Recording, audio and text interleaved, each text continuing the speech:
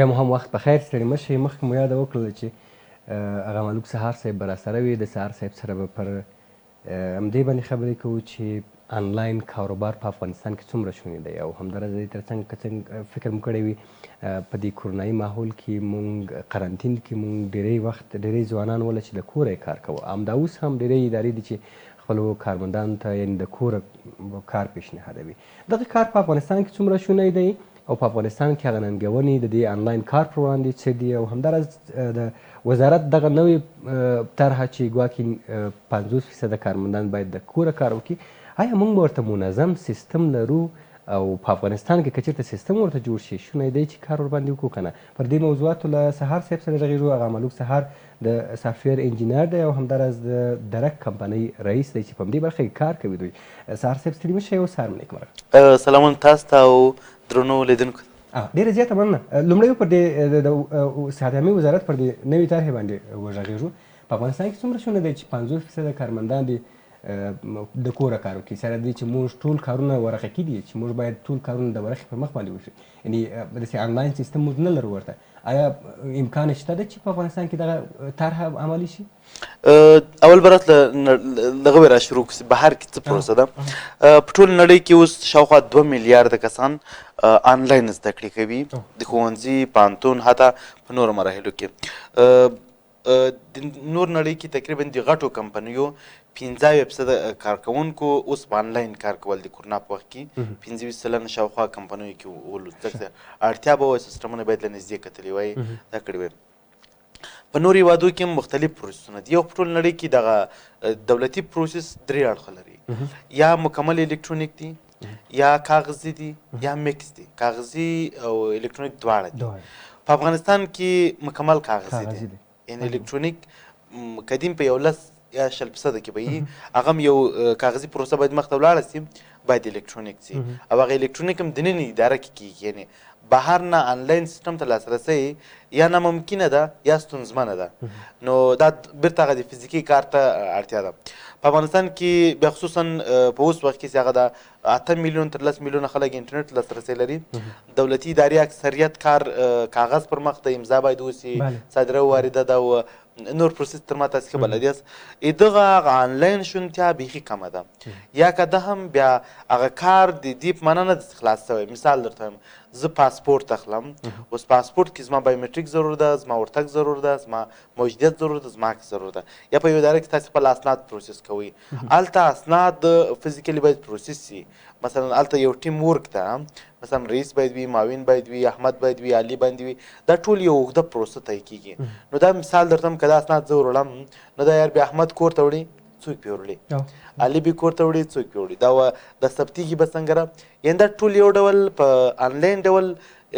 ناممکنه که نه ده، خو نهایت ستونزمنه ده. که چېرته موږ په دفتر کې ونیوسېږو، مجبور یې ټوله ورځ په کوڅو کې ګرځو، د خلکو د رئیسانو مدیرانو کورونو ته ورځو، همداسې شیان به ورباندې امضا کوو. یعنې په نورو نړۍ کې بیا څه ډول دی؟ د دغه په اړه باندې لږ ووایاست، چې په نورو نړۍ کې د الکترونیک یا هم یعنې د انټرنیټ له لارې کوم کارونه کېږي، دولتي کارونه کېږي چې هغه چې ټول مکمل په همدې سیستم کې دي، هغوی څه ډول دي؟ مثال ساده به زه یو پروسه در وښیم چې هلته تاسې غواړئ یو اپلیکیشن یو شی راواخلئ، یو عریضه وکړئ، هغه یې ایمیل کوئ، ایمیل ورځي، مثلا احمد و علي و کوم څه رئیس و دا پکې دي، هغه په ایمیل کې سیسي نیسي او هغوی ته ځي، هغه یې کنفرم کوي، یا بل ته یې فارورډ کوي، یا بل ته یې فارورډ کوي او وروسته ته وایي په دغه ورځ راسه، مثال پاسپورټ ته، او چون ستا مخکې له مخکې بایومټریک کړی یا نه دی کړی، پاسپورټ دې په دې وخت اخیستلی سي، یا یې موږ د پوسټ له لارې کور ته درلیږو، او تو بیا په ایمیل کې هم درته وایي چې مثال یا د ایمیل یا کوم سیسټم لري ستاسې دغه تحویلي بانک ته وکړي، هغه ته بېرته راځي د بل اپلیکیشن لري، بانک اکاونټ ته هغه پیسې لیږي. یعنې هېڅ ټول کار له کوره وسي. یا که داسې ځینې کارونه وي، په ټول نړۍ کې داسې ځینې کارونه شته چې هغه پیپر ورک دي، یعنې کاغذي دي، داسې امکان نه لري 100% دي چې هغه ادارې کار څومره الکترونیک هم سي، یو اندازه بیا هم پکې دې احتمال شته چې باید عملا سړی موجود وي. مثلا که څوک بایومټریک کېږي، که د چا اسناد ارزیابي کېږي، که ستا موبایل ته بل څوک ناست، ستا ورور، نو دا اسناد به بیا هغوی ترلاسه کوي. نو هغه د تاییدي و د ویریفیکیشن لپاره یو اندازه موجودیت ته اړتیا وي، خو ډېره برخه کار دغه وي آنلاین وي، او هغه کې بیا خبره چې ده، یعنې منطق په دې کې څه ده چې ولې له کور نه کار وسي. اجتماعي فاصله باید مراعات سي، او تاسو که په کور کې اجتماعي فاصله نه مراعاتېږي، ځکه د کور غړي سره ډوډۍ خورو چای خورو میلمه راځي ان دفترو کې اوس ډېر یعنې اجتماعي فاصلې مراعات کېږي نظر کور ته نو د نور نړۍ کیسه بېله ده مثال زه به درکړم سږ کال د خرابې هوا له کبله په نړۍ کې 7 میلیونه خلک مړه سوي د کورونا له کبله 1.5 میلیون مړه سوي یعنې د خرابې هوا که موږ واقعا ستونزه د ګورو خراب هوا تر کورونا لویه ستونزه ده په کابل کې دقیق شمېره نشته ول تېر کال 40,000 شاوخوا کسان د خرابې هوا له ناروغه سوي و مړه سوي وو د کورونا له کبله موږ ټول په کورونا دغه وضعیت را روان ده او تېرېږي او ختم ده 900 کسان له دې لارې مړه سوي دي نو اوس 40,000 کسان په یو ښار کې او په ټول افغانستان کې 900 کسان وګوره اقتصادي اړخ دې مو وګوره ټولنیز اړخ مو وګوره دولتي سیستم مو وګوره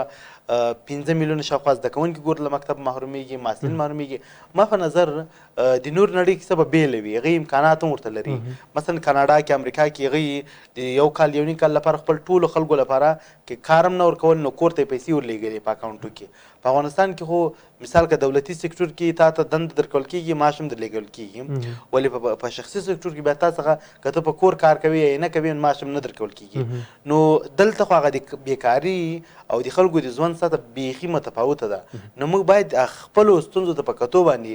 یو حل وړاندې کړی وای نه داسې په کاناډا کې دغه کېږي یعنې کرنټین کېږي او هلته کور له کور څخه کار کوي په افغانستان کې باید وسي زموږ د هغوی ترمنځ هغه د کار او دغه فاصله بیخي اوږده ده بیخي یعنې دا کار که ناممکنه هم نه وي یعنې مشکله ده ډېر مشکله ده موږ په هغه اندازه باندې کار نشو کولی یو خو د انټرنېټ هغه صورت دی چې موږ نشو کولی چې په هغه انټرنېټ صورت بېله موضوع ده مثال درته هېڅ کار د دولتي ادارو کې دا اوس هم الکترونیکي نه ده مثال درته ته شهادتنامه اخلي یا دا وړې پروسس کوي یا پاسپورټ اخلي یا مثلا یو اداره کې مکتوب غواړي تر اوسه کله دې الکترونیکي اړخ ولو ارزښت نه لري یعنې که د ایمیل په اساس ته هغه ته ایمیل هم وکړې هغه به تا څه وکړي خو درته وایي ورور مکتوب دې راوړه زموږ درته احکام کړو دوسیه دې راوکاږو ستا اسناد پیدا کړو درته ټاپه یې کړو امضا یې کړو یعنې زما اسناد په یو منظم ډیټابیس کې نشته دی چې هلته هغوی کمپیوټر کې کلیک کړي او را پیدا یې کړي دوی مجبوره یي چې هغه ورق پسې ولټوي کتابونه ولټوي تر څو زما هغه اسناد را پیدا کړي دا یعنې کار څو جنده کېږي آنلاین هغه بیخي هغه دغه یې نشته انفراسترکچر یې نشته هغه بیخي جوړښت یې نشته د آنلاین جوړښت نشته دا باید د جوړښت نه اول دا ټول سیسټم باید موجود وای بیا ویل چې آنلاین کار اوس نه کوو اوس له کوره کېږي زما په نظر کورونا په هغه اندازه یعنې صحیح دی زه د ډاکټر صاحبانو نظرو ته ډېر احترام لرم خو په نړیوال سطح هغه د مرګ احتمال یې 1.5 تر 2% پورې ده او دا ډېر کم ده په موږ افغانستان کې ځکه په میلیونونو خلک کېدای شي په کورونا باندې په کورونا اخته سوي وي ولې موږ هغه رسمي شمېرې 2,000 پورې تلفات لرو یعنې دې معنا چې موږ ځکه موږ د نفوس 80 سلنه ځوانان دي نو هغه زمن لکه په کاناډا او په استرالیا او په نور ځایو کې چې هغه د سینو سال دغه ډېر زیات دی یعنې هلته ډېر سپین ږیري دي ډېر دا دي دا ډېر کم ده بله زموږ ستونزې ډېرې زیاتې دي د موږ د خلکو اقتصادي ستونزه تر کورونا ډېره جدي ده یو څوک چې ډوډۍ نه لري هغه به څه کرنټین مراعات کړي هغه که ته له دفتر هم راګرځوې هغه ځي کوڅې په سر کې تېرېږي هلته په دفتر کې له 2 همکارانو سره کار و او اوس راځي دلته له 100 نفر سره د ورځې کار سهار صاحب اوس همدې ته راځو چې یعنې دا پیشنهاد خو دوی ورکړی دی دغه کورونا څومره خلک دې ته وعده راکړل چې له کوره کار وکړي دغه زده کړي دغه سیستم آخر یعنې موږ یعنې ټکنالوژي پرمختګ کوي په افغانستان کې د ډېر کلونو په پرتله باندې ټکنالوژي پرمختګ کړی دی ډېر خلک ورباندې پوه شوي دي یعنې دا څومره دوی ته ځوانان وعده راکړه نور خلک یې وعده راکړه چې دغه زده کړي چې له کوره څه رقم کار کېږي آنلاین زده کړې آنلاین کار پخوا مجبوریت و اوس راتلونکی ده یعنې راتلونکي کارونه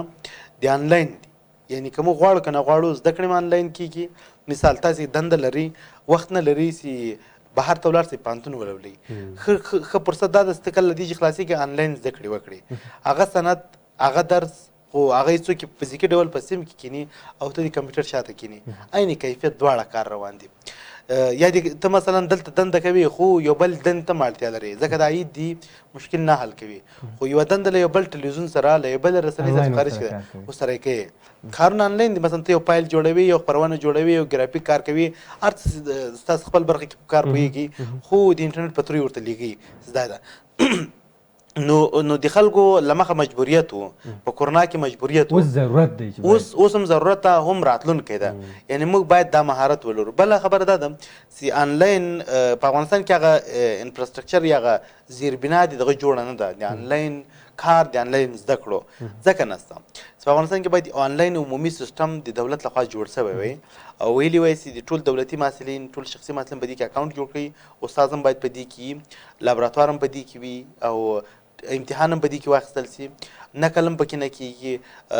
هغه کارخانګي هم باید په دې کې ورکول کېږي، له دې نه باید واخیستل شي. اوس خو داسې مثلا که تا ته ویډیو کال په سکایپ یا زوم کې کوي، درته وایي چې ایمیل دې چیک کړي کارخانګي هم تلېږلی، بیا درته وایي چې دا شی ماته په دغه کې واتساپ کې راولېږه، دا نو دغه په عین وخت کې له لسو ټکنالوژي نه استفاده کول اخیستل خلک یو ډول کامپیوز کړي دي، ګنګز کړي دي چې اوس ښه استاد به یې مجبور دی چې د محمد کار وګوري، باید هم دغه زوم وګوري، هم دغه ایمیل وګوري، هم دغه واتساپ وګوري، او هغه بیا دا ټول سره مقایسه کول چې دا یې کړی دا ډېر ستونزمنه ده که نه. او دا که فرض کړه یو جې ته سره راځي یو پلیټفارم ده، نو کتل کېږي چې اوس نوي سیسټمونه چې دغه برخه کې جوړ شوي دا امکانات شته. مثلا په آنلاین زده کړو کې، په فزیکي زده کړو کې موږ لابراتوار لرو، سمپ لرو، کویز لرو، دغه لنډ ازموینې دي ښه، او د ازموینې لري اوس نقل باید ونشي. په آنلاین سیسټمو کې هم دا خبره شته، یعنی لابراتوار هم شته، کتابتون هم شته، دا ټول امکانات شته. خدای وانځه مهارتو ته اړتیا لري چې دغه استاد او دغه محصل یا رئیس او کارمند او مراجع مثلا زه یو مراجع یم، یو اداره کې ما کار له دې نه کار واخلي او د خپل کار پروسس کې، دا نو د درو اړخو پورې اړه لري چې دغه مهارتونه باید وي. یعنې که زه یو عام سړی یم، دولتي اداره کې مې کار، زه باید دې مهارت ولرم چې کمپیوټر ولرم، انټرنیټ ولرم، ایمیل مې زده وي، دا زده وي. د افغانستان ته در معلومیږي چې که زده کړو هغه د سواد کچه 40% هم ده، زیات هم ده، خو په آنلاین مسایلو کې د 15-16 خلک عادت وي. اوس همدې ته راځو پروسې کې چې په افغانستان کې د آنلاین کاروبار پر وړاندې ستونزې او ننګونې څه دي، څه مشکلات شته دی چې لا هم هغې ته باید پاملرنه وشي، کار وشي ورته؟ د آنلاین کاروبار په اړه د فکر کوم 5 لویې ستونزې دي. اوله ستونزه د ټکنالوژي نشتون ده، دومه ستونزه تخنیکي ستونزه دي، انټرنیټ نشته، کوي نشته، په هغه اندازه خلک چې باید ټکنالوژي کې په ښه ډول نه کېږي. درېیمه ستونزه د مهارتونو ده. څلورمه ستونزه د زیربنا نشته، چې په دې ستونزه زیربنایي وایي. پنځم دولت په دې کې هغه پانګونه ونه کړه ورترخوا، یعنې داسې ویلي وایي چې 500 کارمندان له کوره کار کوي، دا هم باید څنګه کار وکړي؟ عامه پوهاوی نه دی ورکړل شوی ورته. عامه پوهاوی خو څه کوي، دا نه دی ورکړل شوی چې د کل دغه عامه پوهاوی نه، د خاص پوهاوی د کارمندانو ته ورکړل شوی. عامه پوهاوی به د ولس خبره وه، یو ډېر اوږده شمېر خلکو ته باید ورکړل کېده، دا وایي. او پنځم د عام خلک په دې برخه کې مثلا راځي، اوس خدمات خو وړاندې کېږي عامو خلکو ته، ولس ته وړاندې کېږي، خو اوس ولس هم په دې کې یو اړخ ده. اوس نو ولس باید څنګه له دې نه کار واخلي؟ اوس خو صحیح ده، ته خو دلته کارکوونکي د کمپیوټر ورکړل، انټرنیټ دې هم ورکړل، کور دې هم په کابل کې ورکړل. اوس زه چې له ولسوالۍ راځم، زه چې له میدان ښار راځم، له غزني یا ننګرهار راځم یا له یو کلي راځم، زه خو زه څه وکړم؟ ما خو د کار 3 چنده کړ، زه خو باید احمد ته هم ورسم، علي ته هم ورسم، یو کار په یوه اداره کې کېدو، اوس باید 5 کورو ته پسې ولاړ سم. د دې ارزښت په اړه باندې، د آنلاین کاروبار ارزښت په اړه باندې څومره اړین دی چې خلکو ته معلومات ورکړل شي، عام وګړو ته معلومات ورکړل شي چې دوی باید په همدې سیستم باندې ځان عیار کړي، برابر کړي. یعنې اوس وګوري چې راتلونکي وخت، راتلونکي یعنې نوره نړۍ له همدې برخې نه زیاته استفاده کوي. که چېرته غواړي پرمختګ وکړي، چېرته غواړي چې آینده کې ژوند وکړي، نو باید ته آنلاین کاروبار زده کړي، آنلاین یعنې زده کړي دي، آنلاین همداسې کاروبار دی، خرید دی، دې شیانو سره بلدیت ولري. په افغانستان کې دا بلدیت ډېر کم دی. څنګه کولی شو چې عامه پوهاوی ورکړو خلکو ته په دې برخه کې؟ عامه پوهاوی مهم ده، اړتیا هم ده، ما درته مجبوریت هم ده، راتلونکی هم ده. یعنې زه په دې خاطر م آنلاین زده کړو ته ځان باید اماده کړم چې راتلونکي زده کړې مې آنلاین دي، راتلونکی کار مې آنلاین ده، راتلونکی مسؤلیت مې آنلاین ده، راتلونکی عاید مې آنلاین ده، راتلونکی شاپینګ مې آنلاین ده. یعنې شي چې اخلم، یعنې زه مثال ساده مثال درته وایم، زه که دا اوس شی اخلم، زه باید درسم ښار ته 2 ساعته وګرځېږم، لاربندي کې بند پاتې سم، او کیدای شي غل رانه موبایل یوسي، چېرته مې څوک وځوروي، چېرته مې کالي خراب شي. خو په آنلاین کې دا ښه زه موبایل راکاږم او آنلاین پلورنځي ګورم چې څوک یې په ښه مناسب بیه خرڅوي، په منځ کې د چا ښه کیفیت ټیټه بیه انتخابوم او ورته وایم چې ما دې مازدیګر په دې ټیم راوړه، زه کور کې یم او پیسې دې واخله هغه یې کور ته او راوړي اوس ډېری په همدې داسته غټ سهولت ده هغه څوک چې ترې ګټه اخلي خبر اوس د وخت ده خو 2 افغانۍ ګرانه او ارزانه دا مشکل حل کېږي ځکه چې په آزاد بازار کې څومره رقابت ډېرېږي هغومره دغه کیفیت هم ښه کېږي او هغه قیمتونه ټیټېږي خبره د مهارتونو ده چې اوس په افغانستان کې په زرګونو میلیونونه خلک به آنلاین پیرو پلور ته آنلاین کار ته اړتیا لري خو مهارت نه ورته لري امکانات نه ورته لري ټکنالوژي ورته نه لري نو زما په نظر یوازې دولت ته هم دا شی ټول په اوږه نه ورشي چې موږ ته دې هر څه دا زموږ ستاسو ځوانانو مسؤلیت هم ټول یعنې هر څوک غواړي چې راتلونکی یعنې که د ځان په اړه فکر کوي د راتلونکي په اړه فکر کوي د ښه ژوند په اړه فکر کوي نو آنلاین کاروبار آنلاین زده کړې آنلاین کار آنلاین پلورل او اخیستل او آنلاین دنیا سره باید ځان اماده کړي ولې اماده کړي 4.1 میلیارده خلک آنلاین دنیا کې مصروفه دي د نړۍ نفوس هم 1 میلیارده ده یعنې تر نیمه یې زیات په راتلونکي کلو کې دا هم زیاتېږي که ته راځي او په دغسې عادي ژوند کوې او خلک یې آنلاین کوي تر تا به ښه وخت سپموي تر تا به ښې پیسې سپموي تر تا به زر کار کوي او تر تا به له مشکل سره نه مخ کېږي نو خو ستونزه احمد ته بېرته ورلغاړه د ځان نه اماده کوي نو زما په نظر دا فردي مسؤلیت تر ډېره ده دولت هر څه پکې لکه دولت چې څومره په یو کار کې رول لري ټولنه هم لري حتی مسیران هم لري حتی ښوونځی هم لري پوهنتون لري یعنې مسؤلیت سړی باید یو طرفه نه کړي زموږ ټولو اړخو کې ونځه دا لرو خو زما هیله دا ده هر څوک چې غواړي په راتلونکي ژوند کې ښه اړخ ولري ښه عاید ولري ښه ژوند ولري باید آنلاین دنیا ورته یو ډول فرضیات وکړي چې ځان ورسره بلد کړي مهارت هم بلد کړي او دا خبره ډېره باید ساده باید چې په دې وروستیو کې ډېری ځوانان په همدې کار باندې بوخت هم دي د یوټیوب له لارې ښې پیسې هم ترلاسه کوي او همداراز آنلاین کاروبار یعنې ډېری ځوانان همدې ته هڅول شوي دي که هر چا دغه سیستم په افغانستان کې مروج کړی دی خو ډېری ځوانان دي چې واقعا په همدې برخه کې کار کوي په دې هیله یم چې نور هم په همدې برخه کې عامه پوهاوی ولري معلومات ترلاسه کړي تر څو نور هم آنلاین کاروبار یعنې زموږ هدف همدا دی چې دولتي ادارې هم هغه کارونه چې آنلاین بڼه باندې کېږي باید تنظیم شي د کرونا نه هم موږ استفاده وکړو او زده یې کړو دغه شی زده کړو ډېره زیاته مننه چې راغلئ زموږ بل هیله کوم ډېر زیاته مننه خوشحاله اوسئ له تاسو هم ډېره زیاته مننه چې ملتیا مو راسره وکړله اوس هم یو ویډیو همکارانو چمتو کړې ده دا وګورئ له دې نه وروسته بیا هم راسره ملتیا وکړئ شبنم به له تاسو سره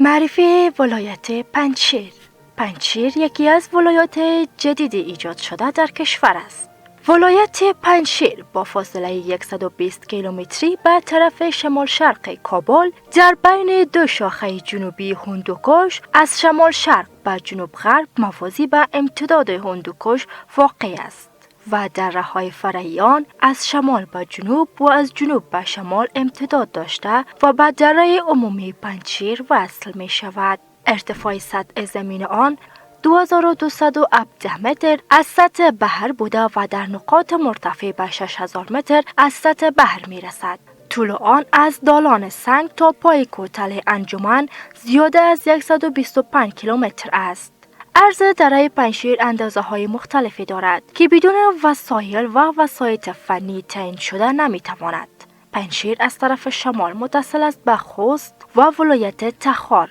و اندراب و در ولایت بغلان و از طرف جنوب به نجراب و دره نامه و ریزه کوهستان ولایت کاپیسا و از جانب مشرق به شمال شرق به نورستان، بدخشان و از طرف غرب به شتل احاطه شده است.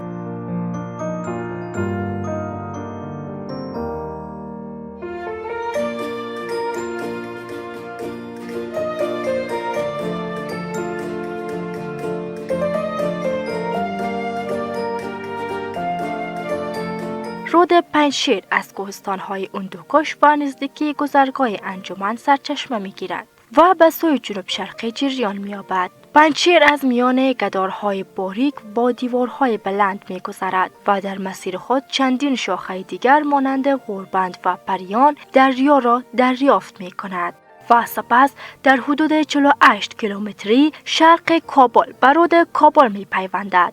پنجشیر دارای موقعیت ژئواستراتژیک است، به طوری که با 7 ولایت کشور در شمال با تخار، در شمال غرب با بغلان و در غرب با پروان، در جنوب با کاپیسا، در جنوب شرق با لغمان، در شرق با نورستان و در شمال شرق با بدخشان متصل بوده و کم از کم با 3 کشور خارجی مرز نزدیک دارد. این ولایت بیشتر از 126 دره بزرگ و 10 دره کوچک دارد که اکثرا یکی در مقابل دیگری قرار گرفتند و هر دره به چندین دره فرعی تقسیم می شود که اهمیت استراتژیک آن بیشتر از پیش می افزاید. پنجشیر دارای کوههای بلند و برخی یخچال‌های طبیعی است که به طور عموم در فصل زمستان برف را با خود ذخیره می نماید و در هنگام گرمی این ذخایر برفی آب شده و چشمه‌ها و دریاچه‌ها فراوان از آنجا جاری می گردد.